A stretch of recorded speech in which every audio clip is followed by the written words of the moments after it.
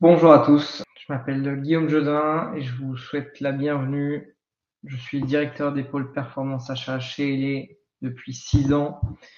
Je vous remercie de prendre le temps de m'écouter. Je vais vous parler des achats logiciels, d'avoir peut-être quelques clés pour appréhender cette commodité.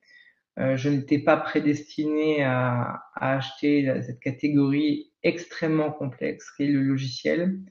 J'ai commencé en alternance sur des achats de peinture et puis de ressorts de fixation. Et puis petit à petit, je suis arrivé chez Naval Group où j'ai œuvré sur différentes commodités. Et sur un malentendu, je suis tombé sur le système d'information. Ensuite, chez Naval Group, je suis parti chez Safran et j'ai été responsable des achats logiciels en groupe Safran jusqu'en 2018. Je suis arrivé chez Elé, petite structure à l'époque, on était 30-37 collaborateurs et aujourd'hui on est entre 80 et 100.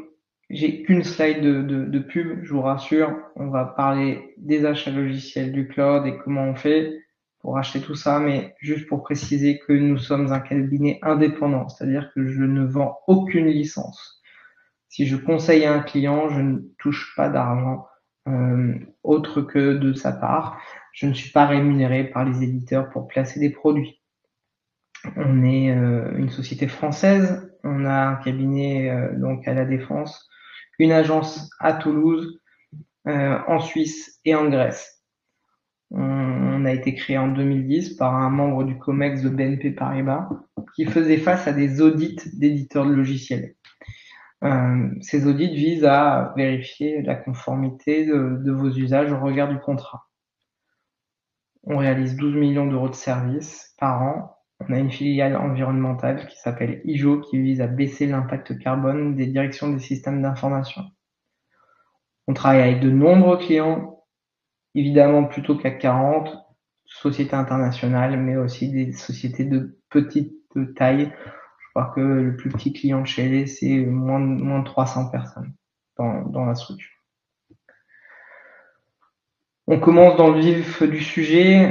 Je ne connais pas cette plateforme, Livestorm. Si vous avez des questions, je vous invite à me les mettre dans le chat, à interagir. Ça sera plus agréable pour tout le monde et ça évite un côté un peu trop formel. Il est tard et on va plutôt être efficace. Ce qu'on peut dire déjà, c'est que c'est un constat. L'accès à la technologie, quelle qu'elle soit, est de moins en moins la technologie est de moins en moins onéreuse. Ici, j'ai pris un graphe, pour exemple, sur l'historique des coûts de la mémoire et du stockage pour un ordinateur. Juste sur les 3 dernières années, ce coût a été divisé par 3. Vous voyez une courbe descendante depuis les années 50, évidemment, mais sur les 3 dernières années, ça a été divisé par 3. Ce constat, il est vrai pour l'ensemble de la technologie, sauf le logiciel.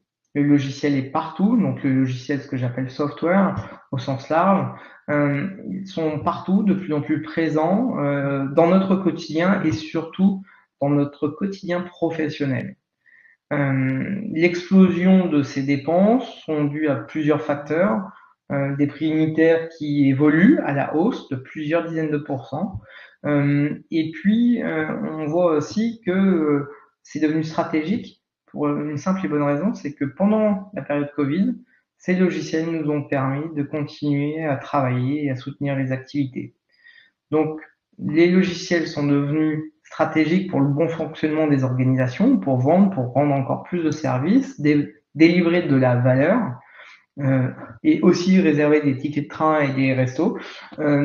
Et c'est devenu une ligne budgétaire extrêmement importante. C'est quasiment une des premières lignes budgétaires dans les budgets des CFO, des Chief Financial Officers. Et donc, dans votre organisation, ça doit être la même chose. Depuis 10 ans, la dépense logicielle a explosé. Donc, l'objectif de l'intervention, c'est Alors j'espère que vous m'entendez bien quand même tous, ou si Rodrigue a un problème, je vais me rapprocher du micro.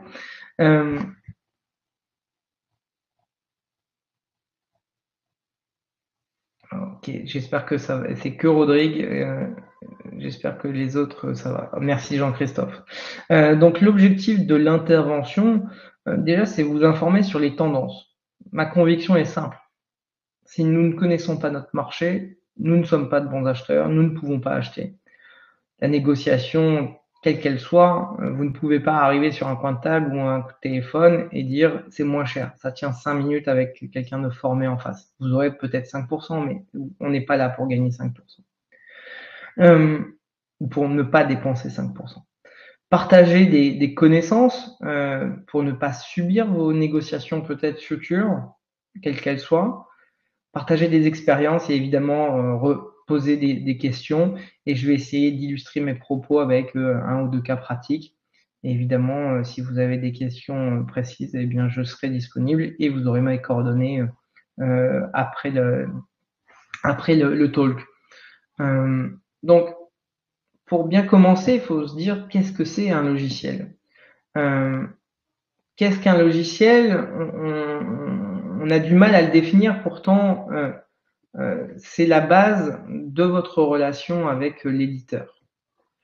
Donc, un logiciel, c'est un ensemble de programmes qui a été synthétisé, développé et qui est une œuvre d'un travail humain. Il y a eu des études, des tests, des déploiements, des versions alpha, bêta, et donc c'est une œuvre de l'esprit qui est protégée par le droit d'auteur. Au même titre qu'un sac de marque de luxe ou un jeu vidéo, cette œuvre de l'esprit est protégée par le code de la propriété intellectuelle, et donc pour toute contrefaçon, on peut être réprimandé et donc redevable devant la loi. Donc, le logiciel, c'est un auteur qui a compilé un certain nombre de choses, de scripts, de bibliothèques, comme on l'a vu, et qui est titulaire des droits patrimoniaux. Ces droits patrimoniaux donnent des droits étendus, évidemment, de reproduction, d'adaptation, de traduction, de mise sur le marché, de changement de package, d'évolution, etc. Toutes ces droits et obligations pour un client sont listés dans un contrat de licence qui fixe l'ensemble des termes que les parties doivent respecter.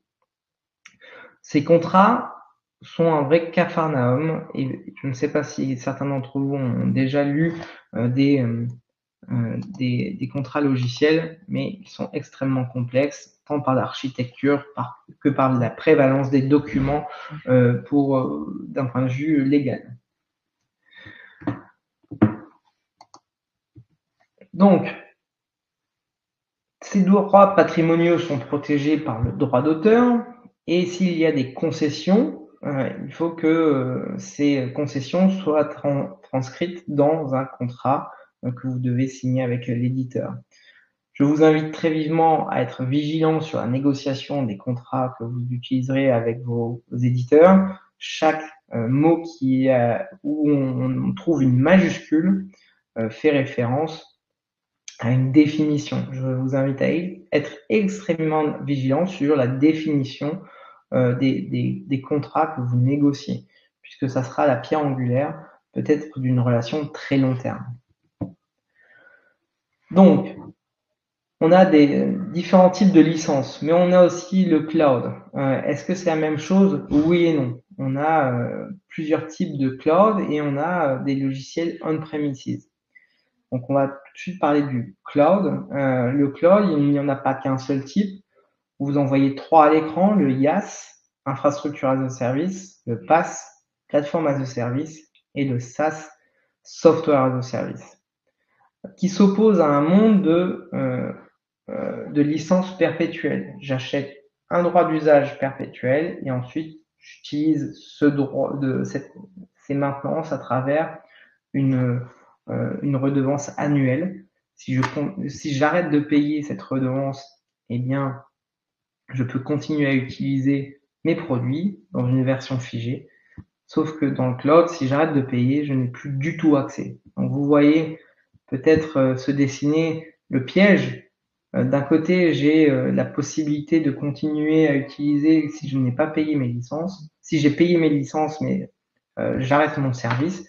De l'autre côté, le cloud, vous arrêtez de payer vos services, IaaS, PaaS ou SaaS, et donc c'est la fin de l'application dans votre entreprise.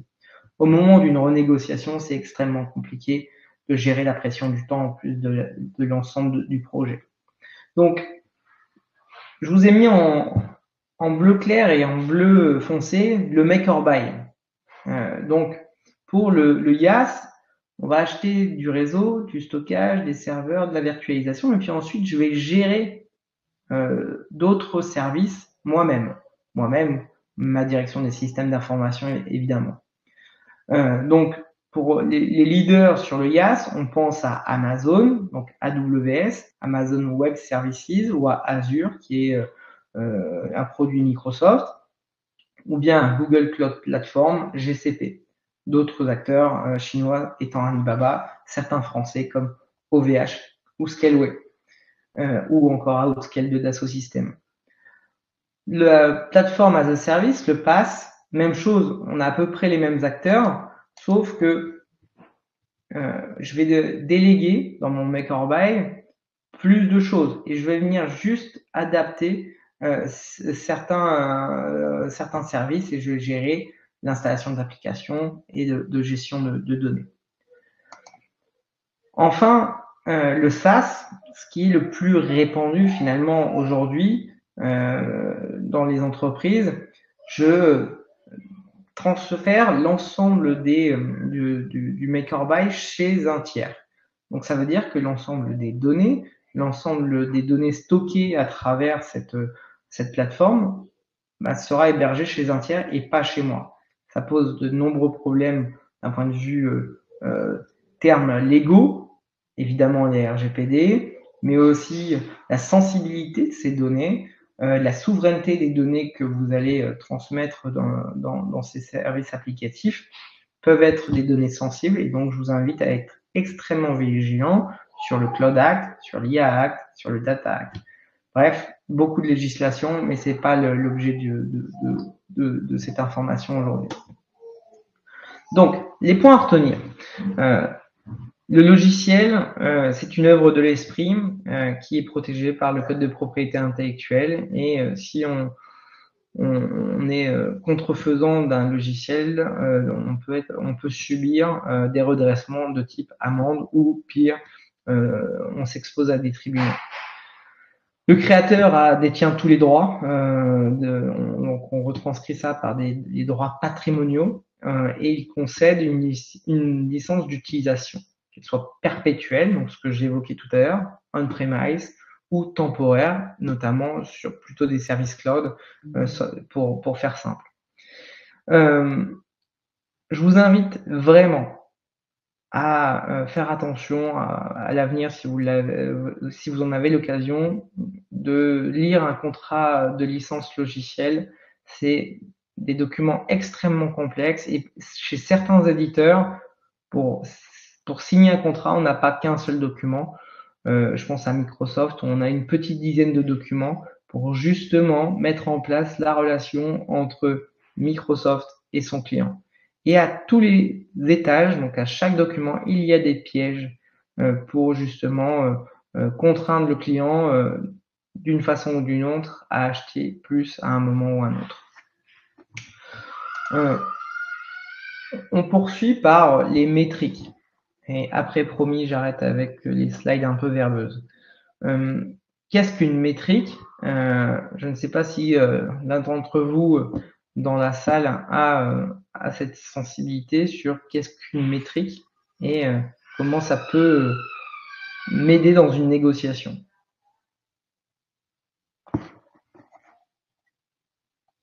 Alors le format Livestorm n'est pas très pratique.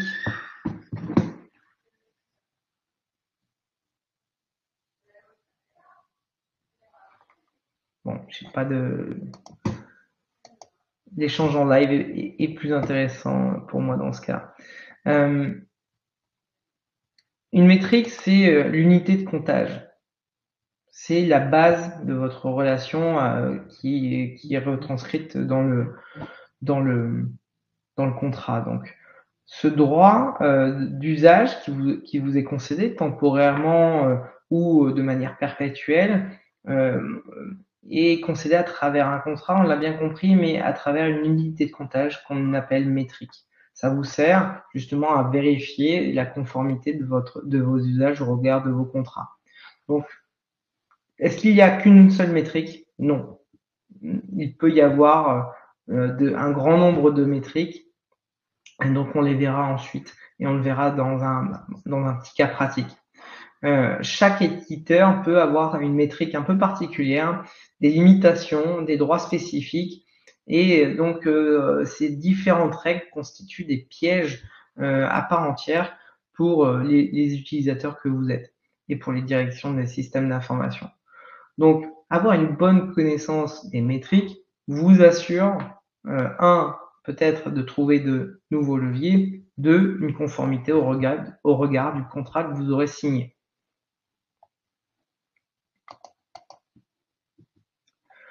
Donc, les éditeurs sont extrêmement créatifs. La métrique peut être basée au nombre de processeurs, au nombre de cœurs, au nombre d'utilisateurs, au nombre d'employés, ce qui peut être différent du nombre d'utilisateurs. Donc ici, on voit la notion importante de définition. Est-ce qu'un utilisateur est un employé, c'est-à-dire un ETP, ou bien est-ce que c'est un consultant? Donc je vous invite à être extrêmement prudent sur ces définitions. Est-ce que la métrique peut être basée sur le nombre de clients, le nombre de clics, le nombre de connexions? Évidemment, oui.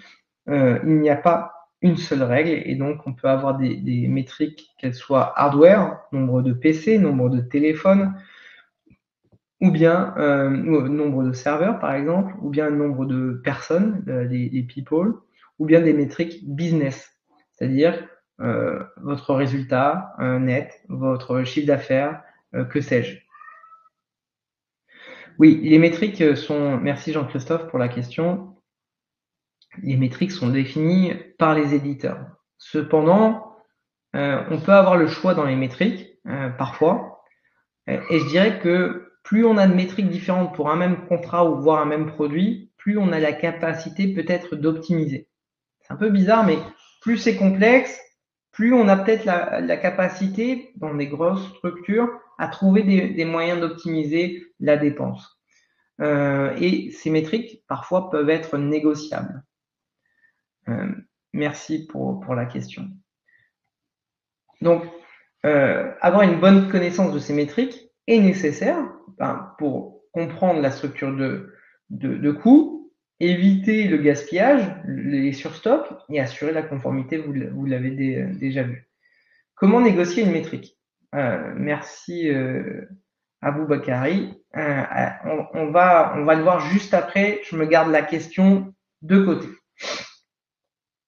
Donc, toujours dans un souci de vous transmettre quelque chose, cette slide, vous pouvez vous l'imprimer pour les futurs acheteurs IT ou acheteurs IT que vous êtes, et elle restera, je suis sûr, pertinente sur de nombreuses années. Donc la métrique, c'est une unité de comptage, donc de tarification. Elles sont de plus en plus complexes et il faut vérifier la bonne compréhension via les définitions de vos contrats. Tout ce qui comporte une majuscule est extrêmement dimensionnant dans un contrat, donc je vous invite à être extrêmement vigilant quand vous voyez une majuscule au milieu d'une phrase ou sur un mot. Ça a une signification. Si ça n'a pas de signification, je vous invite à la préciser dans la rubrique définition. Bien comprendre aussi quels environnements vous devez licencier, c'est-à-dire utiliser des licences pour les environnements prod ou hors prod, ou bien est-ce que j'utilise des licences uniquement pour la production et pas pour le hors production. Évidemment, ça vient changer le coût à la fin du mois ou à la fin de l'année. Assurer un suivi, évidemment, ça n'est pas le rôle de l'acheteur, mais c'est bien de connaître les suivis de vos contrats. Et donc, vous vous appuyez sur la direction des systèmes d'information pour le faire. Et analyser les impacts en cas de changement de métrique. À titre d'exemple, une de mes premières missions chez LA, chez un grand compte, j'ai expliqué pendant quasiment 1 heure à un directeur achat le changement d'une métrique sur Microsoft. Et gentiment, il m'a écouté. Et à la fin, il m'a dit oui, bon, bah, c'est bon, j'ai compris, mais ça n'a pas d'incidence, next. Ben, l'incidence était extrêmement importante puisque j'ai tout de suite traduit ce changement de métrique, de processeur à corps. Je lui ai dit, bah, voilà, en fait, aujourd'hui, vous aviez X. Ce X, c'est plus 500 000 euros annuels sur votre dépense du fait du changement de métrique. Bizarrement, la posture a complètement changé et on est revenu en se disant, OK, comment je fais pour baisser ce 500 000 euros parce que je n'ai pas 500 000 euros à mettre en plus. Donc, la métrique évolue à la fin des contrats ou au bon vouloir des éditeurs, mais si vous avez un contrat, votre contrat vous protège. J'ai toujours pas oublié la question de Aboubakari qui me dit comment négocier une métrique. Je vais répondre à travers un premier cas pratique. Donc ici, c'est un cas d'école, c'est un cas extrêmement simple. Dans la réalité, c'est un peu plus compliqué, mais vous allez vite comprendre mon explication. Je l'espère. Donc on a 200 utilisateurs, on a 2 métriques possibles, le user, donc l'utilisateur, ou le processeur. Donc le user est ici, les 200, les processeurs, vous en avez ici 8. Le prix des licences, pour un user, c'est 950 $. Le prix des licences pour un processeur, c'est 47 500 $. Qu'est-ce que je fais? Alors, le format est peut-être complexe pour répondre. Je vous invite peut-être à prendre une calculatrice et à faire rapidement les multiplications.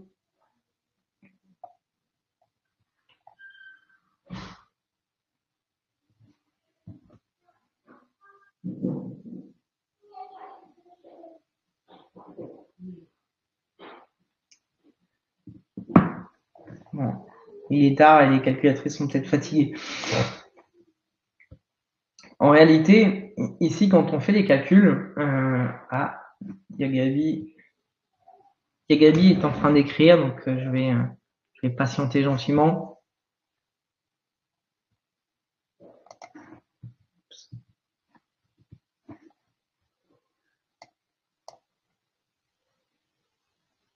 Il n'y a pas de mauvaise réponse. Hein. Au moins, quand on se trompe, on retient qu'on s'est trompé et on fait mieux la fois d'après. Mais ici, vous ne l'avez jamais vu, je pense.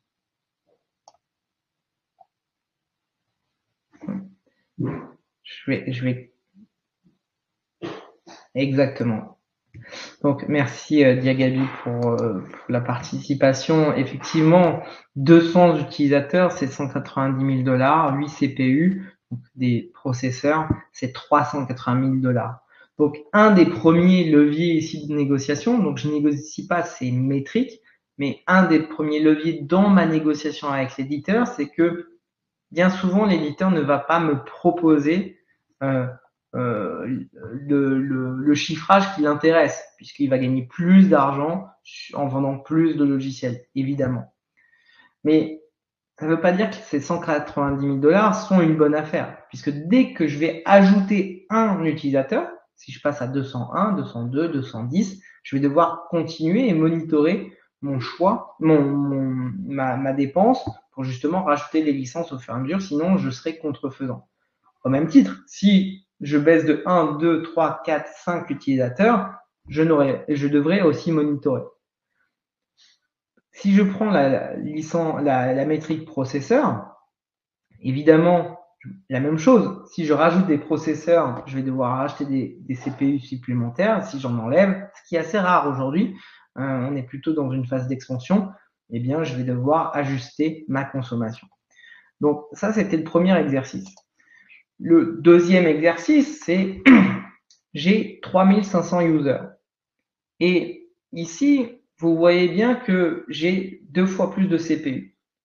je vous ai mis la réponse cette fois-ci pour gagner un peu de temps, où sur mes 16 CPU versus mes 3500 utilisateurs, là, j'ai un vrai impact à choisir aussi la notion de processeur, tant par le monitoring et le suivi, mais surtout d'un point de vue coût. 3 millions versus 760 000, ça fait des deltas assez importants. Donc évidemment, la métrique hartonnière et la métrique processeur.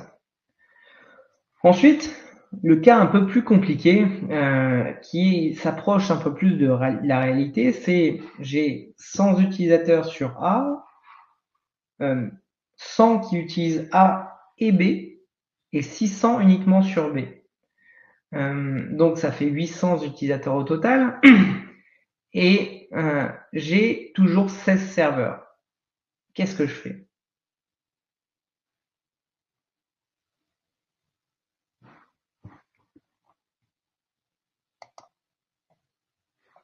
Alors, je ne peux pas créer de sondage. Dommage. Donc, est-ce que je licencie au user ou au processeur?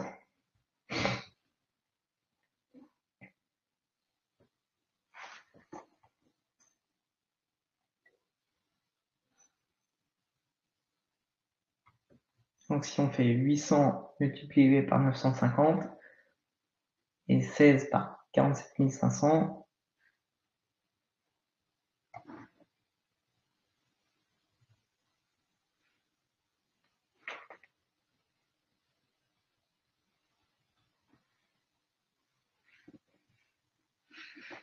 alors j'ai Yagabi qui va me trouver la réponse.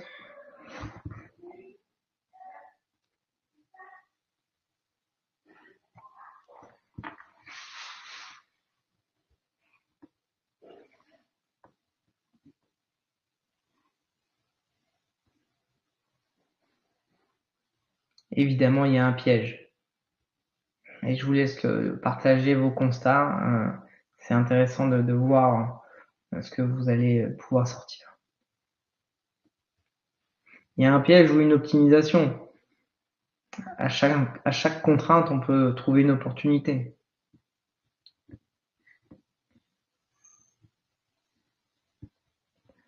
Alors, processeur, 380 users, j'ai pas compris.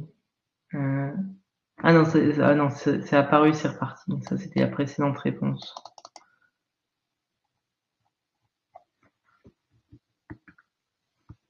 Karima, Jean-Christophe, Diagabi, vous êtes en train de chercher, je vois. Sophie aussi.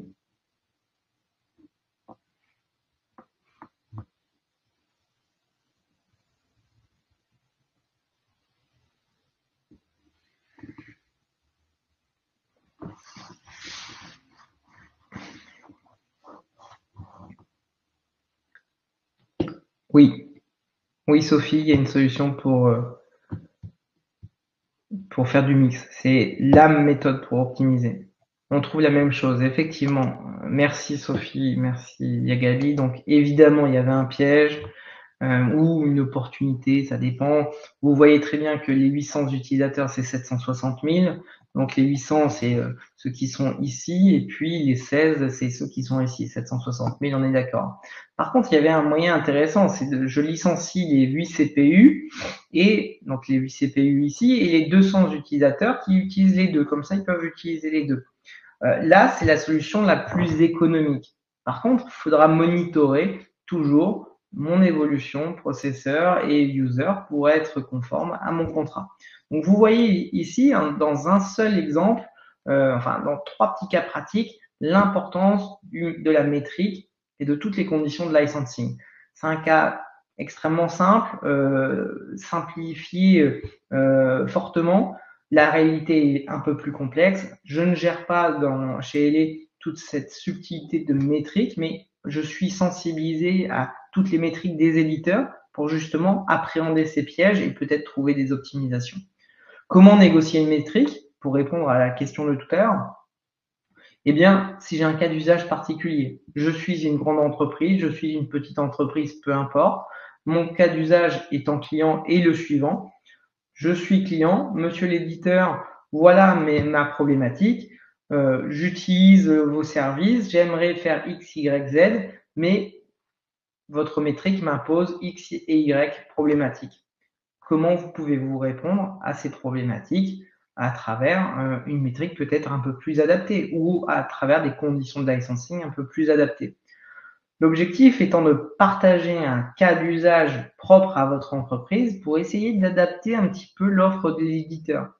Je ne dis pas que ça marche à tous les coups, mais on doit tester. Globalement, chez Elé, on n'est pas Zoro. On a vu plein de tartes à la crème, plein de pots de banane dans tous les contrats qu'on a vus à travers nos expériences.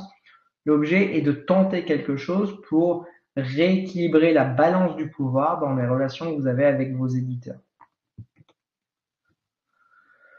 Donc, une fois qu'on a compris ce que c'était un logiciel, qu'on a compris les métriques et leur importance, on va s'attacher maintenant à comprendre les contrats. Et là, c'est compliqué. Donc, est-ce que je dois connaître l'ensemble des vecteurs contractuels d'un éditeur? Potentiellement oui, sauf que ça prend énormément de temps et que vous n'avez pas que ça à faire puisque vous avez des dizaines de dossiers sur vos bureaux en tant qu'acheteur IT et encore plus si vous êtes spécialisé sur le logiciel. Donc déjà, c'est comprendre les différents modes. J'ai un engagement de durée, alors je vais avoir un engagement de consommation, donc j'aurai des coûts peut-être plus intéressants. Est-ce que j'achète de la souscription, de la maintenance? Donc la souscription, c'est un droit temporaire. De la maintenance, c'est de l'évolution sur des licences perpétuelles. Est-ce que j'ai défini mon engagement financier? Est-ce que j'achète au fil de l'eau? Tous ces éléments font l'objet du contrat. Les différents modèles contractuels, les modèles historiques, donc vous l'avez sur la gauche de l'écran, les licences perpétuelles, ils sont installés chez vous, enfin dans les data centers dans l'entreprise ou hébergés par des tiers. On a la possibilité d'avoir une évolution à la demande, par exemple Office, je peux avoir une version Office 16, 19, alors que Office 365, je ne me pose plus la question de la version, c'est Microsoft qui met en place les services pour moi. Au total opposé, c'est les contrats cloud, et notamment SaaS. Ça peut être installé ou pas sur vos PC ou data center, et vous avez un service par abonnement, c'est-à-dire que j'arrête de payer, je n'ai plus accès à rien, et souvent la métrique, elle est assez simple, c'est une métrique basée à l'utilisateur. C'est souvent des contrats qui sont un peu moins complexes, même si dans les contrats Salesforce notamment, ServiceNow ou Workday, on peut avoir un grand nombre de pièges. À noter que sur ces contrats cloud, vous avez une perte de liberté, une perte de levier au moment de la renégociation de ces contrats, puisque vous avez une forte pression de l'éditeur en disant bon, bah, si on ne renouvelle pas à telle date, je coupe le service. Donc, vous avez un résumé de ces contrats dans les slides que vous voyez. L'objectif est de bien comprendre les licences temporaires, perpétuelles, cloud. Qu'est-ce que j'achète finalement et qu'est-ce que j'ai le droit de faire et de ne pas faire? Est-ce que j'ai un engagement sur un volume qui peut être fixe sur les 3 années à venir? Souvent, c'est des contrats de 3 ans. Ou est-ce que j'ai un volume qui va être en progression, année 1, année 2, année 3? Est-ce que j'ai le droit de faire, d'ajouter des quantités additionnelles et à quel prix? Souvent, dans les achats, on se dit, ben, la quantité additionnelle, elle est moins chère que ce que j'ai engagé au départ. Dans le logiciel, c'est faux. Ça n'est pas le cas. Enfin, au moins, si on ne le demande pas, nous ne l'avons pas. C'est-à-dire que les éditeurs logiciels vous disent, bon, votre licence X, vous êtes engagé et vous payez 10. Si vous en rajoutez une de plus, c'est 12, c'est 15, c'est 20, j'en sais rien. Et peut-être que vous pouvez augmenter les quantités, mais certainement pas les descendre. Donc tout ça, tous ces éléments que je viens de mentionner, doivent faire l'objet de négociations. Donc l'overview des types de contrats éditeurs, il y en a beaucoup. J'ai fait un exemple ici d'overview en prenant des éditeurs majeurs qui soient français, européens pour SAP, français pour Dassault Systèmes ou américains évidemment pour Adobe, Oracle, Salesforce, IBM et Microsoft. Donc ici, vous avez des termes. Qu'est-ce que ça veut dire TLP? Qu'est-ce que ça veut dire MPSA? Qu'est-ce que ça veut dire ALSA? Faites-le vous expliquer par les interlocuteurs que vous avez en face de vous au moment des négociations. C'est leur job de vous expliquer les choses. Ça peut vous permettre aussi de poser un certain nombre de questions et peut-être d'avoir une posture une posture et plus d'aisance dans vos relations futures avec votre interlocuteur. Donc n'hésitez pas à poser des questions à vos interlocuteurs commerciaux, peut-être en interne si vous avez une cellule de software asset management, peut-être connaissent-ils les termes de ces contrats ou bien le contract manager. Donc je ne vais pas rentrer dans le détail de tous ces contrats, c'est pas l'objet, on n'est pas là pour vous faire des professionnels de l'achat, mais de logiciels, c'est de se dire, en fait, il y a bien des différences dans ces contrats TLP, TLA. Simplement, c'est l'engagement. TLP, c'est sans engagement. Donc, les flexibilités seront grandes en termes de quantitatif, mais aussi les prix seront plus élevés. Le TLA, je prends un engagement et je dois respecter cet engagement quantitatif. Donc, sur les contrats du dessus, TLP, CLOSA, PA, MPSA, ALSA, etc., ce sont des contrats transactionnels, sans engagement. Les contrats du dessous, ETLA, MSA, IASP, ENCO, sont des contrats à engagement et donc plus contraignants, mais en contrepartie, j'ai une meilleure visibilité sur les coûts. Je ne sais pas si j'ai été clair et s'il y a des questions. Jean-Christophe a une question peut-être.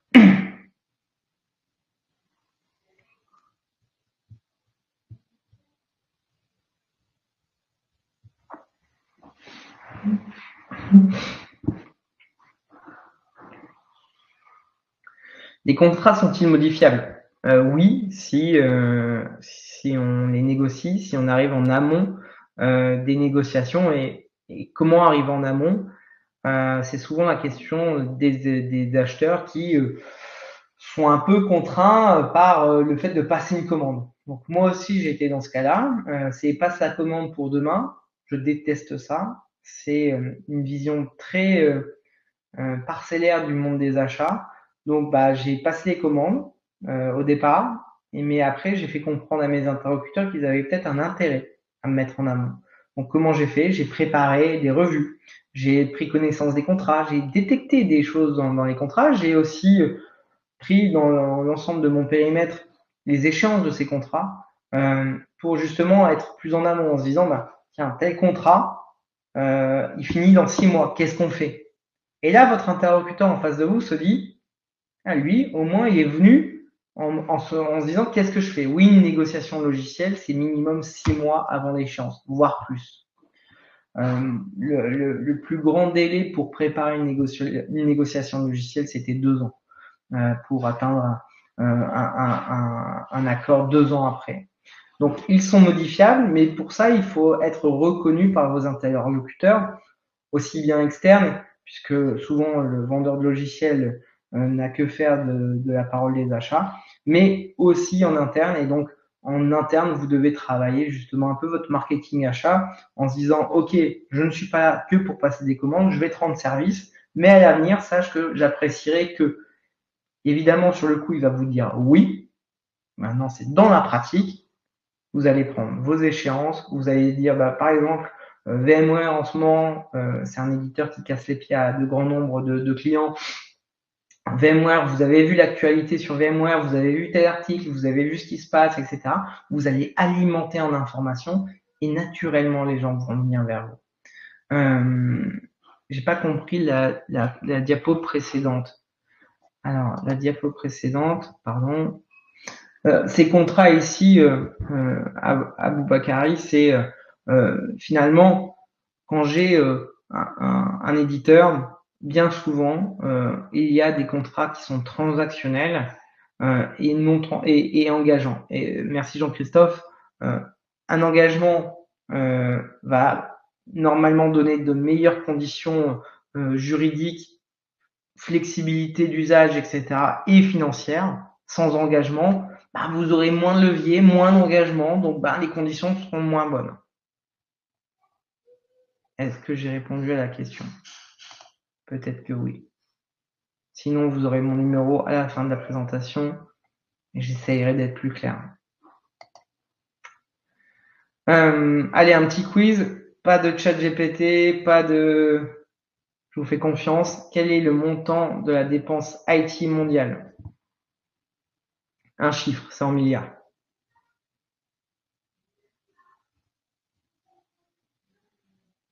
Petite indication, SAP, c'est un peu plus de 30 milliards de dollars de chiffre d'affaires. Et sachant que dans dépenses IT mondiale, on a évidemment le logiciel, on a, merci Stéphane, c'est pas 1000 milliards, c'est plus. On a les réseaux, on a les devices, on a le service, on a qu'est-ce que j'ai oublié? J'ai oublié quelque chose, mais je sais plus. 3500. Ça, c'était à peu près quand je suis arrivé chez les. Merci à Boubacar. Donc, merci Sophie.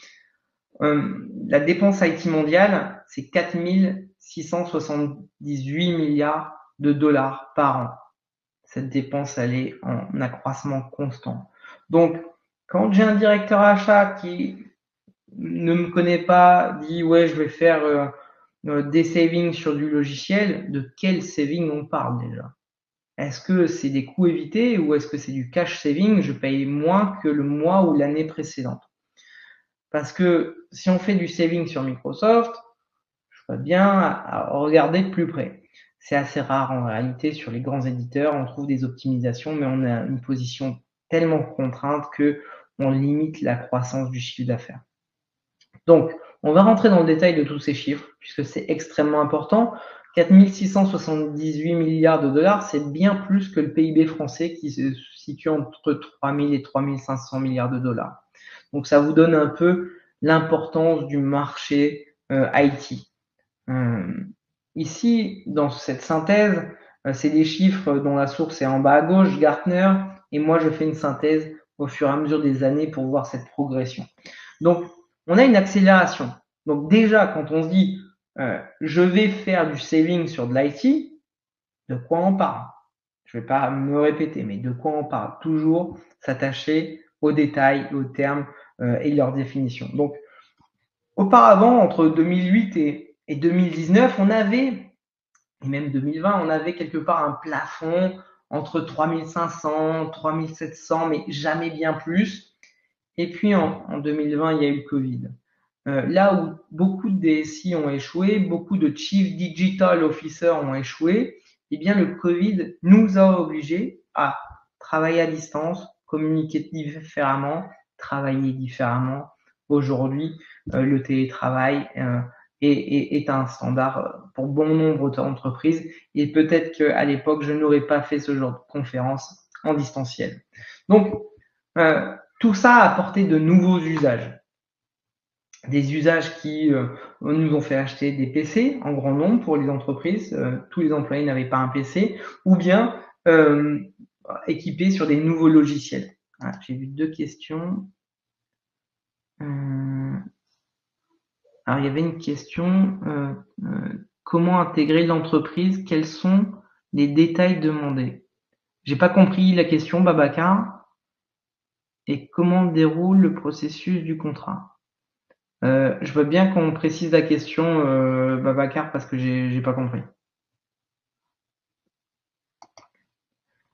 Je vous laisse la préciser, je continue.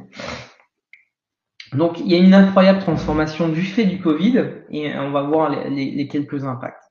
Et c'est pas fini.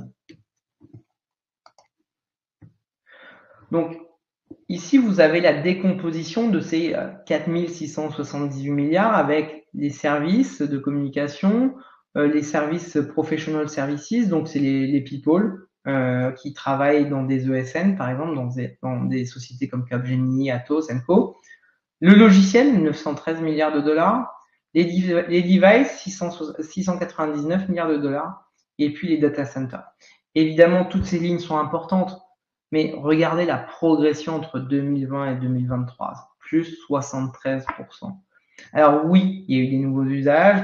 Oui, on fait plein de choses et preuve en est ce soir, d'accord.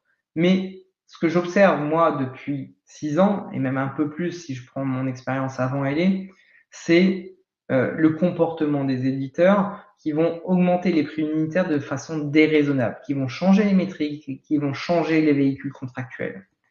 Alors la question a été peut-être précisée.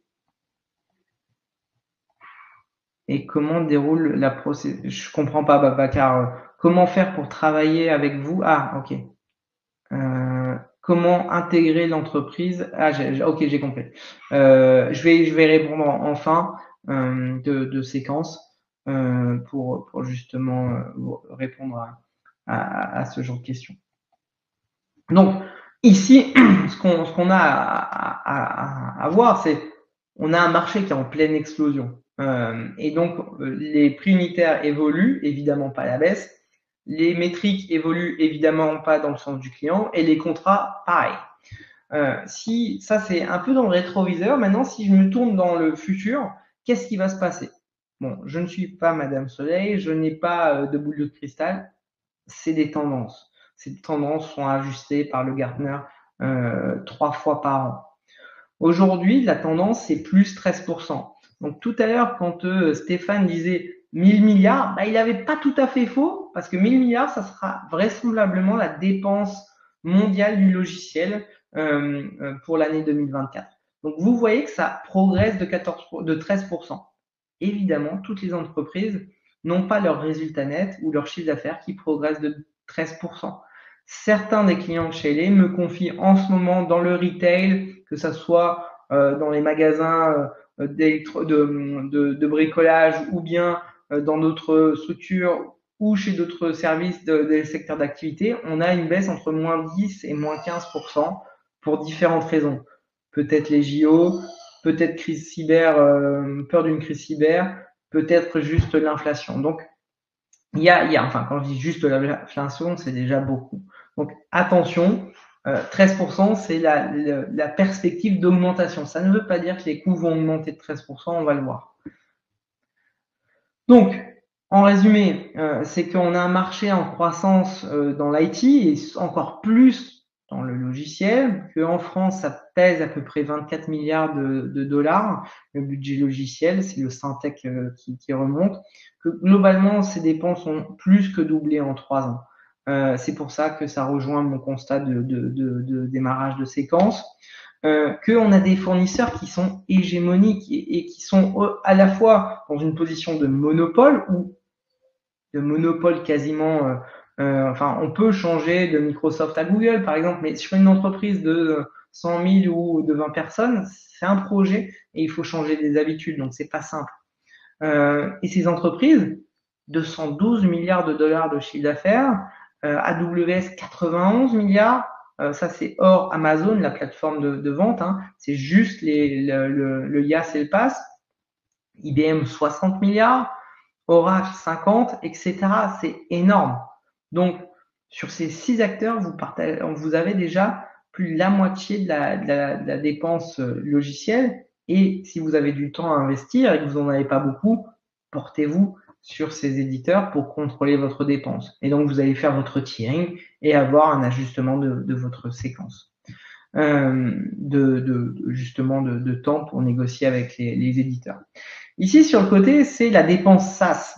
On a un mouvement de balancier entre le on-premise et le SaaS. Et ici, on le voit bien. C'était une dépense en croissance. En 2020, sincèrement, les éditeurs ont joué le jeu. Microsoft a distribué des licences gratuites pour soutenir les activités des entreprises. Salesforce a fait la même chose. Mais comme tout bon dealer de drogue, La première dose, elle est gratuite. Une fois qu'on a converti l'utilisateur en face, on rend payant. Bon, c'était un peu payant quand même avant, mais une fois qu'on a prouvé la valeur du produit ou les cas d'usage, pour reprendre mes propos, eh bien, vous voyez, la dépense, elle a explosé l'année d'après, elle a fait plus 50% à 152 milliards. C'est pas fini puisque la dépense en SaaS devrait avoisiner les 440 milliards d'ici 2027. La promesse du software as a service ou bien des as a service au sens large, le IaaS, le PaaS en font partie, c'est que je paye ce que j'utilise. Ça, c'est la promesse de départ. Mais pour avoir des bons prix, je dois m'engager. Donc, en fait, c'est un peu le cercle vicieux. C'est, OK, j'utilise que ce que je paye, mais d'un autre côté, je dois m'engager et donc, si j'utilise pas, je paye quand même. Donc, pour moi, la promesse du SaaS en tant que tel, le software as a service n'est pas tenue, puisqu'on a une explosion des non-usages, par exemple des utilisateurs non actifs, des licences qui ne sont pas utilisées à leur plein potentiel, et on n'a pas de valorisation du patrimoine acheté auparavant. Exemple extrêmement simple pour illustrer mon propos. Vous avez un appartement que vous avez fini de payer, ça c'est vos licences on-premise, vous êtes propriétaire et vous avez fini de rembourser votre emprunt. Le modèle SaaS, si je transforme en location, eh bien, j'ai mon appartement que j'ai fini de payer, je le mets en location et je paye un loyer mensuellement. Dans la vraie vie, ça se passe pas comme ça. Et ben, dans l'IT, ça peut, si on oublie de bien mener sa négociation logicielle entre le on-premise et le mouvement en SaaS. Pour plus d'explications sur tous ces modèles, vous l'avez bien compris, je suis passionné, donc je répondrai à vos questions. Ici, un peu plus de détails sur les chiffres d'affaires et la progression. Donc, comment j'ai ces chiffres? C'est des données qui sont sensibles, non sensibles, puisque c'est des données qui sont publiques. C'est des éditeurs qui sont cotés, bien souvent en Nasdaq. Et donc, vous avez ces informations disponibles sur leur site Investor Relations, plus le nom de l'éditeur. Donc, par exemple, Investor Relations Microsoft, Investor Relations SAP, Investor Relations Salesforce. Et vous avez beaucoup d'informations pour les sociétés qui sont cotées. Et vous voyez l'explosion des dépenses digitales à l'écran parce qu'ils proposent aussi un grand nombre de produits. Bon, on a encore un peu de temps, mais je vais devoir accélérer. Les éditeurs se rachètent entre eux, donc on a des grands mouvements. Hein. Bon, là, Microsoft a acheté un éditeur de jeux vidéo 69 milliards. Bon, c'est pas de l'argent de Monopoly, donc ils vont chercher à rentabiliser cet investissement. Celui qui fait le plus de bruit en ce moment, évidemment, c'est Broadcom qui achète VMware. Pour vous donner un exemple, il y a 2 ans, je disais que la dépense allait être multipliée par X. Ce X est aujourd'hui connu, c'est x5. Et ce matin, il y a eu un article qui est paru dans la presse où CIO Online reprend mes propos, où vous avez un peu qu'est-ce qui se passe pour les clients et certains choisissent d'aller en justice. Donc, quand il y a un mouvement comme ça de rachat, surtout à plusieurs milliards de dollars, vous êtes sûr qu'à un moment, l'éditeur va chercher à récupérer sa mise, à trouver son ROI. Donc, la menace de l'audit, pourquoi maintenant on a donc un audit de licence et on vérifie qu'est-ce que vous avez acheté, comment vous l'utilisez au regard du contrat que vous avez signé. C'est assez simple, c'est quels usages ont été constatés, quel type de licences ont été utilisées et quel nombre. Logiquement, c'est très simple, c'est 3 questions. En réalité, c'est des projets qui prennent 2 ans. Donc, pourquoi maintenant? Parce qu'il y a une croissance qui est en berne, on l'a vu, une rentabilité des sociétés, de l'inflation et de la confiance des investisseurs. Donc, les éditeurs, les cloud providers ont choisi de muscler le jeu. Et donc, ils ont augmenté leur prix, fait évoluer leur contrat en disant le taux de change sera indexé au mois le mois, par exemple, changer les métriques, changer les business models, changer les contrats. Donc, tout ça entraîne une très grande complexité. Quelques exemples où chez Oracle, un produit qui s'appelle Java était à l'utilisation avec une métrique et aujourd'hui cette métrique est passée à l'utilisateur. Donc, une seule licence constatée pour un produit, vous devez licencier l'ensemble des employés et donc attribuer une licence à 8 $, je crois, à peu près par utilisateur par mois. En fonction du nombre d'employés, ça fait un gros chèque à la fin. IBM a changé son contrat, on était en V10 et puis ils sont passés en V11 de manière unilatérale et ici, si vous n'avez pas répondu dans les 2 mois à la lettre qui vous a été envoyée, vous avez accepté. Les augmentations de prix unitaires, c'est le coup classique. Vous avez IBM qui a augmenté de 24% en début de 2023. En début 2024, ils ont rajouté aussi 6%. Vous voyez quelques augmentations de prix. C'est souvent plusieurs dizaines de pourcents. Pour terminer, vous allez me dire, mais Guillaume, comment on fait pour négocier? Le constat, c'est que les directions des achats, des systèmes d'information, elles suivent et elles peinent à suivre les éditeurs. Et les négociations vont très, très vite. Donc, je vous invite à être très, très agile dans vos négociations et à vous y prendre très en amont. Ayez vos échéances dans un tableau Excel, ça fait le job. Et allez voir les interlocuteurs, les décideurs pour les sensibiliser sur les potentiels risques de ces négociations. Les techniques utilisées par les éditeurs, c'est une négociation qui est déclenchée tardivement avec des augmentations de prix. Si c'est pas signé avant telle date, eh bien on coupe le service. En plus, je change l'offre, je change le business model. Et donc, on atterrit à une négociation sous tension avec beaucoup d'émotions et finalement pas d'accord win-win, même si je pense que l'accord win-win et le 50-50 ne fonctionnent pas. Donc, pour maîtriser une négociation logicielle, on doit d'abord garder le cap. J'ai pris l'image d'un avion, d'un cockpit. Bon, j'ai travaillé un petit peu dans l'aéronautique, donc j'étais un peu marqué. Mais l'objectif de garder ce cap est extrêmement important. Vous avez vu que le marché est en forte croissance, que les prix sont en train d'exploser. Donc déjà, garder le cap, garder l'horizon en ligne de mire est intéressant. Éviter de prendre plusieurs dizaines de pourcents d'augmentation ou de limiter la hausse après 3 ans à une dizaine de pourcents est déjà un succès. Donc, pour garder le cap, qu'est-ce que j'achète? Du SaaS, du IaaS, du PaaS ou bien du on-prem. Est-ce que j'ai fait mes inventaires? Les inventaires techniques, c'est pas à vous de les faire. La DSI, donc la direction des systèmes d'information, qu'est-ce que vous utilisez? L'inventaire achat, où sont mes contrats? Quelle est la base achat? Quel est mon patrimoine? Qu'est-ce que j'ai acheté? Et donc, je vais pouvoir dire qu'est-ce que j'ai utilisé, qu'est-ce que j'ai pas utilisé.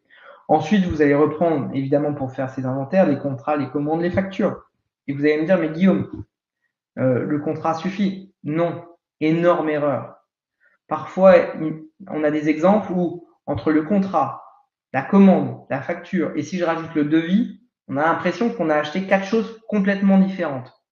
Parce que la magie des éditeurs de logiciels. Donc, soyez extrêmement vigilants et je vous invite à être extrêmement rigoureux et précis dans ces étapes d'inventaire.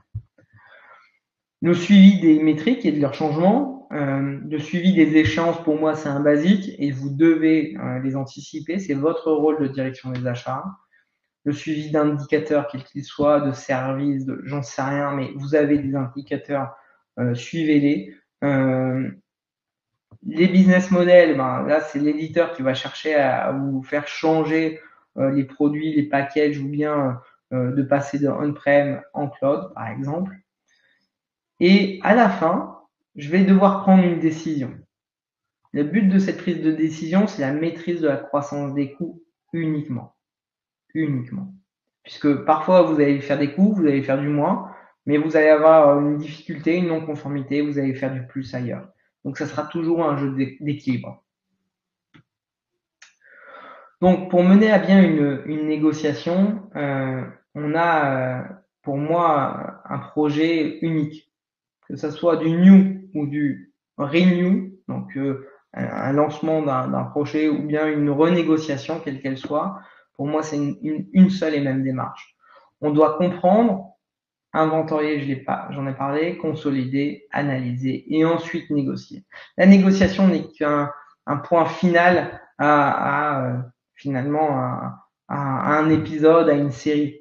On a des épisodes, comprendre, inventorier, et puis l'épisode final, c'est peut-être la négociation. Et évidemment, on gagne, si on peut dire gagner une négociation, ou on réussit une négociation quand on a bien préparé justement cette démarche amont de comprendre. Donc, les recommandations clés, inventaire, comprendre les évolutions, maîtriser le plan de compte, ça veut dire quelle est l'équipe de compte en face. Souvent, face à un client, ils sont entre 10 et 15 personnes. Vous avez l'account manager, le sales spécialiste X, le sales spécialiste Y, le sales spécialiste machin, le gars qui fait le service, etc., etc. Le gars qui fait le support. Ouais, vous aurez les slides. Ensuite, vous aurez les execs sponsors, etc. Et tout ça est fait pour désaligner les organisations, c'est-à-dire que l'account manager va chercher à parler aux décideurs, aux patrons. Votre but, c'est de réaligner les organigrammes, de dire, OK, le vendeur, il va pas aller parler au directeur achat, il va aller parler à son équivalent, peut-être au responsable achat, j'en sais rien. Mais veillez à bien respecter pour jouer l'escalade et la prise de position au fur et à mesure de vos négociations. Comme votre temps est compté, je vous invite à classifier votre panel et à prioriser, à faire un ranking auprès de vos éditeurs en se disant je vais intervenir sur mon rang 1, peut-être 2, et puis 3, est-ce que j'ai le temps ou est-ce que je vais juste passer des commandes ça c'est un choix d'entreprise. S'opposer et dire non face à des augmentations ou des postures qui sont indécentes. C'est bizarre de le dire, de l'écrire aussi, mais certaines missions m'obligent à écrire ces mots. Je vous invite à vous opposer, à dire non à des éditeurs. Vous pouvez négocier et des choses sont possibles. Un des basiques, c'est comprendre les contrats en place pour mieux se projeter dans le futur. Et puis, créez vous aussi une équipe de négociation qui va être en opposition ou en jeu avec l'équipe de compte de l'éditeur. L'élément clé dans tout ça, c'est la maîtrise de la communication, la maîtrise des éléments de langage. Je vous invite à préparer avec la plus grande rigueur et méthode les réunions avec les patrons. Moi, j'écris les éléments de langage parce qu'on fait des négociations en front. Donc, dans ces cas-là, je prépare, mais je suis là aussi pour aider le client. Ou bien, je le fais en shadow et je me suis retrouvé à préparer des éléments de langage pour des CFO ou des grands dirigeants du CAC 40 pour justement leur proposer les moyens de réponse sur des sujets un peu sensibles. Pour aller plus loin, vous avez compris que on pouvait y passer la nuit à vous parler de ces sujets. Vous avez des webinaires qui sont disponibles sur ede.com. Vous avez une rubrique webinar, vous vous inscrivez, vous avez le lien de connexion. J'écris ou on me republie sur quelques articles. Ici, c'était je pense, la lettre des achats. Ça commence à remonter un petit peu, mais ce matin, CIO Online m'a publié. Pour n'importe quelle négociation, je vous invite à lire ou à regarder le TED de Julien Pellabert. La première fois que j'ai regardé le TED de Julien, je lui ai écrit et je lui ai dit je suis pas d'accord. Résultat, on a passé 5 jours ensemble, on est tombé à peu près d'accord. Et donc j'ai lu ses livres, La négociation d'influence, le pitch et influence. Donc ça, c'est 2 livres qui m'ont un peu influencé. Un livre que j'ai découvert il y a pas longtemps et j'avoue, aimé l'écrire parce que c'est ma vie au quotidien. C'est un livre qui est en anglais, donc ça va vous faire travailler la langue de Shakespeare. C'est Software, the Silent Killer of Your Company's Budget. C'est le directeur achat de Walmart, donc c'est à peu près une des plus grosses entreprises du monde. C'est typiquement tout ce que je vois toute la journée chez mes clients. Et donc, c'est extrêmement intéressant si on commence dans les achats digitaux et surtout logiciels. Et donc, voilà. J'ai un peu débordé, je m'en excuse. Est-ce que j'ai des questions? Que pensez-vous de l'acquisition de VMware par Broadcom et le changement de licensing? Stéphane, on voit que vous êtes renseigné. Le changement de licensing, déjà, Broadcom a le droit de faire ce qu'il veut. Donc, on ne peut pas forcément s'y opposer. Est-ce que je trouve ça normal de changer le prompt vers le core? D'autres éditeurs l'ont fait dans une moindre mesure, mais ils l'ont fait déjà. Ici, ce qui est choquant, c'est qu'il y a plusieurs choses. On change la métrique, on change les packages, on vous oblige à acheter des packages qui renferment un grand nombre de services, mais que vous n'avez peut-être pas besoin. Donc ça, c'est des négociations et parfois très compliquées. On multiplie les coûts par 3, par 5, même par 12.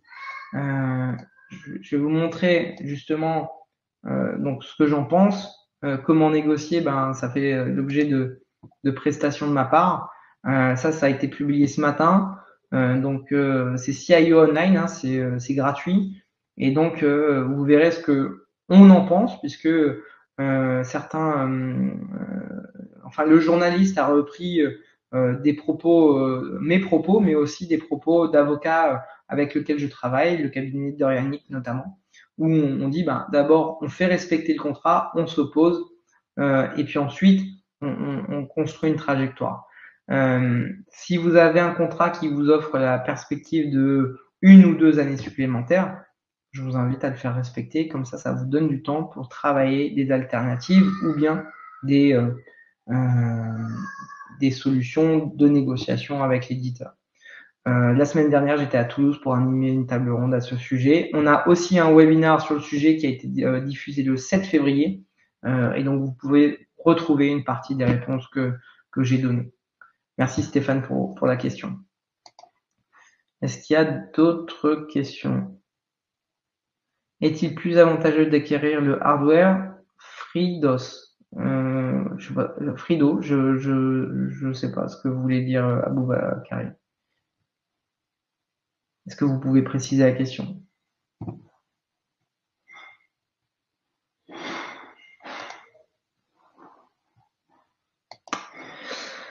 Le temps que Aboubakari précise la question, vous l'aurez compris, je suis capable d'en parler franchement pendant au moins 3 jours. J'ai développé des formations à ce sujet. Elles sont aussi sur le site de Hélé. Auparavant, je donnais des cours dans des écoles, mais ça intéressait pas toute l'assemblée. Je pense que, bon, c'était il y a quelques temps, je pense que je vais reprendre les cours puisque j'ai de plus en plus de sollicitations. Si vous voulez travailler pour Hélé, c'est aussi un des enjeux, c'est de faire connaître le cabinet. Sachez qu'on est un cabinet de spécialistes. On n'est pas un généraliste, on fait que des achats logiciels et cloud. Ça nous arrive de faire des prestats, de l'intégration, de tout ça, mais c'est pas là où on est les plus forts, c'est pas là où on est les plus pertinents. Donc en fait, vous pouvez arriver en tant que junior. J'ai converti des personnes qui étaient juristes, qui étaient administrateurs des ventes, qui étaient acheteurs événementiels, qui achetaient du foie gras, enfin bref, et qui sont aujourd'hui managers dans mon équipe. Donc j'ai un pôle d'expertise, on est une petite vingtaine, où on a deux pôles distincts entre le pôle Procurement Advisory et Procurement Technology, qui remplissent différentes missions, mais la mission globale, elle est la même. C'est je comprends les modèles, je suis un expert dans la négociation des sujets logiciels dont j'ai la charge, j'aide des clients à maîtriser, voire à baisser leurs dépenses logicielles. Et ce que je disais à mes premiers employés, puisque quand j'ai créé le service au sein de Hélé il y a 6 ans, je vous garantis votre employabilité.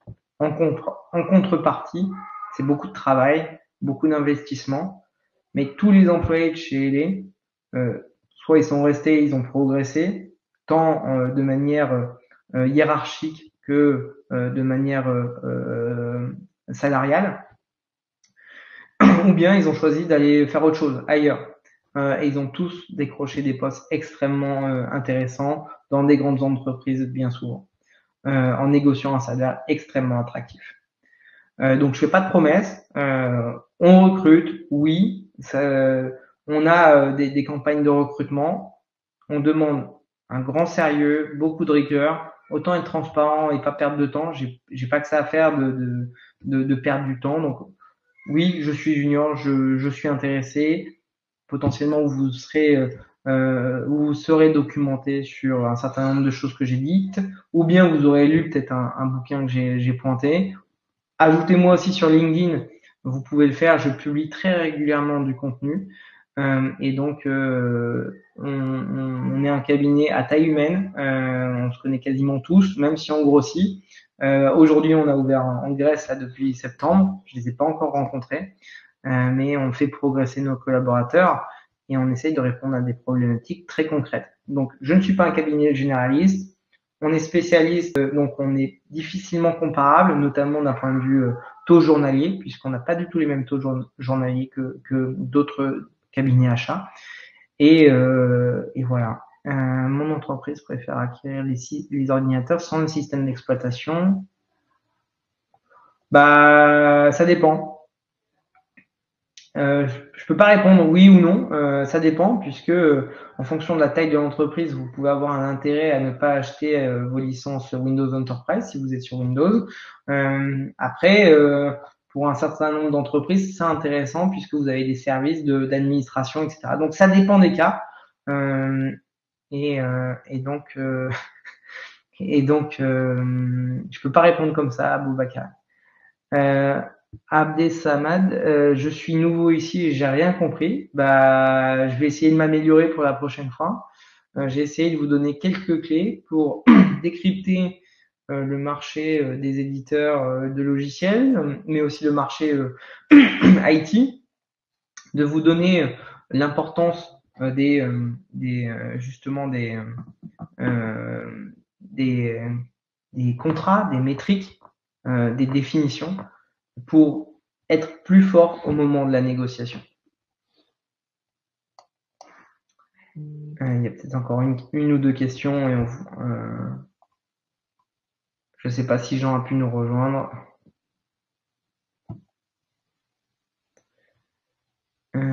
Comment postuler au cabinet? Eh bien, on a un site internet et on a une page LinkedIn. Donc, je vais la mettre dans le chat.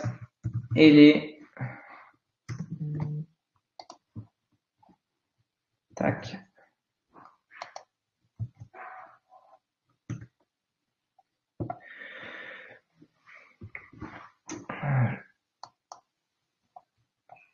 Et je vais en profiter pour mettre le lien sur les webinars.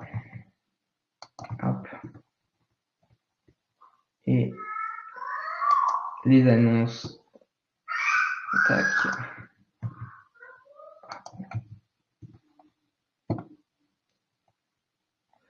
Ok. Merci Stéphane. J'ai été à peu près clair donc, dans ce cas. Ça me fait plaisir, très intéressant. Cela m'a donné pas mal de tips. TMS, ok. TMS, ça m'intéresse, Diagabi, parce que j'ai un client qui me pose 2-3 questions sur le sujet. Donc, n'hésitez pas à prendre contact sur LinkedIn qu'on en discute. J'ai peut-être des sujets, des questions aussi. Parce que moi aussi, j'ai des questions et j'apprends tous les jours.